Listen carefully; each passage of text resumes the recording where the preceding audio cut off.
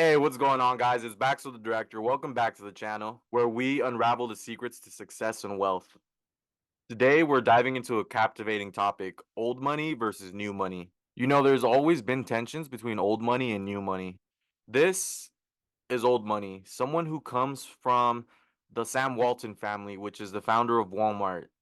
That's old money. This is new money. The guy who got rich off Bitcoin or off Dogecoin, whatever coin, the guy who got rich off SMMA. And he's the first in his family to break the chain of poverty. In this video, you will learn how you can be from new money and work with people from old money to make the most money. We'll discuss how you can seamlessly blend the two to not just accumulate wealth, but to secure a long lasting legacy for your future generations to thrive off of because you put in the work, you portrayed yourself the right way.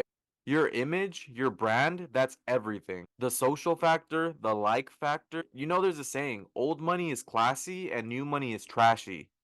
Why? So for some of us that grew up with no money, we have that inner desire to show off what we've worked so hard for. In doing this, we gain the respect of some and we lose the respect of others. Powerful people. It's okay to have pride in yourself and show off every now and then. I mean, it's kind of hard not to when you're successful. But the key difference here is that those from new money should act like they come from old money. Before we continue, if you're finding value in this video, don't forget to hit that like button and subscribe for more insightful content on how to build wealth and success. Let's get back to the discussion. Why do you think Iman Gadzhi is so well respected, not just by the average Joe, but also by others of really high economic and social status? He has lots of powerful connections that have propelled his success to another level. He shows us what's possible, he shows us the things that he has, but he doesn't flaunt them.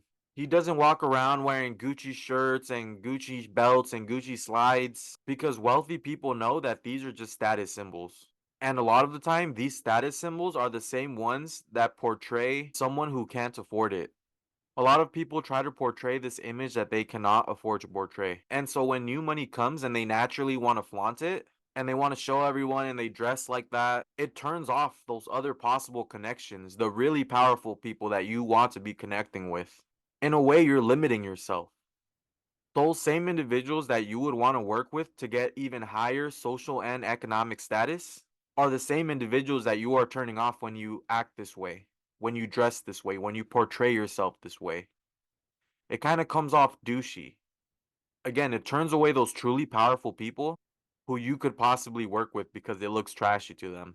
And don't get me wrong, people like them still buy all that designer shit. But as T Grizzly said, rock designer with no logo, this is that if you know, you know.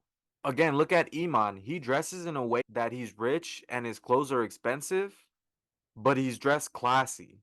But he doesn't need to be flaunting. He doesn't need to have 20, 35 Gucci logos on all over his body for people to know that he's rich. Because again, that looks trashy. It may not look trashy to the average Joe because to them, they're like, oh, this guy has a Gucci shirt and Gucci belt and like this guy has money and they might respect you. But the people who can really afford that easily, that's pocket change, they're gonna look at you and they're gonna be like, look at this guy.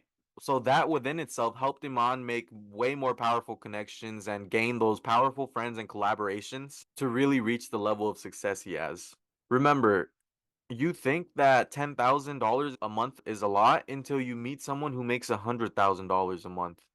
In order to meet those people and surround yourself with those people and become those people, you have to attract them. You're limiting yourself by acting this certain way that's drawing them away. Yes, you can succeed to a certain level the way you're working right now, but if you just portray yourself the right way, you could go from here to here.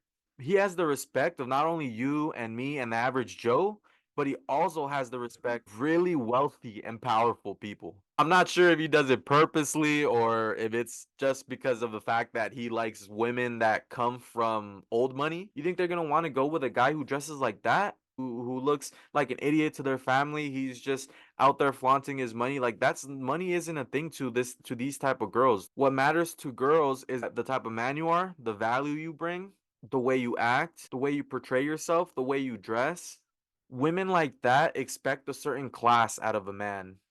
Again, maybe this is what the woman that he likes, maybe that's what they like, and so he kind of just learned to act that way. Or I don't know if he purposely just learned to act this way in order to elevate his success. But regardless, this is something that you want to do, and this is how you want to portray yourself if you want to succeed to that level. If you're enjoying this breakdown of old money versus new money, don't forget to comment down below your thoughts. Now let's move on to the next segment. And so that's why I believe in stealth wealth. Don't get me wrong, I want to motivate and inspire people by showing them what's possible, but I don't want to flaunt it. I myself know some guys like that, and it just comes off douchey.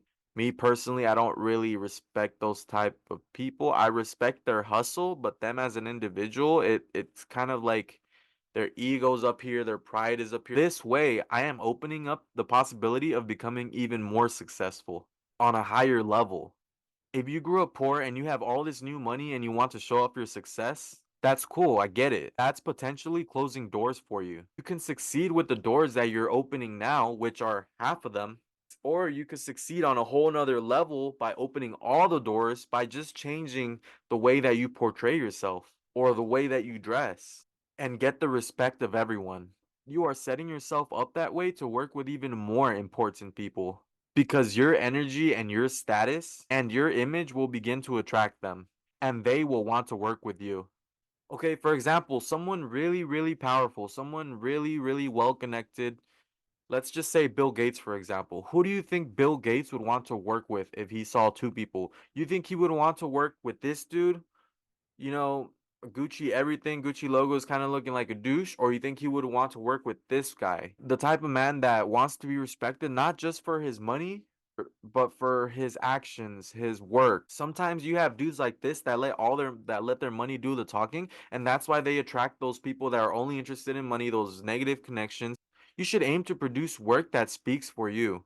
So again, who do you think Bill Gates would want to work with? Someone that looks like this or someone that looks like this? Before we wrap up, if you find value in this video, please consider sharing it with your friends or your network. All right, now let's conclude our discussion. The next time you find yourself wanting to splurge on a luxury brand, question the reason you have that desire in the first place. Is it because you actually really like it and it provides a lot of value per dollar? Or is it something more? Who are you really buying it for? Yourself? Or so others can see you owning it? It's Baxel the Director. Thank you guys so much for joining me today. All right, so I've been getting lots of questions asking me why Baxel the Director? Why am I considering myself a director? The answer is plain and simple. My life is a movie, and I'm the director. I direct it. And in a way, you need to be a director of your own life as well. You are in control. Take control. If you enjoyed this video, give it a thumbs up, subscribe for more content, and I'll catch you guys in the next one. Stay classy.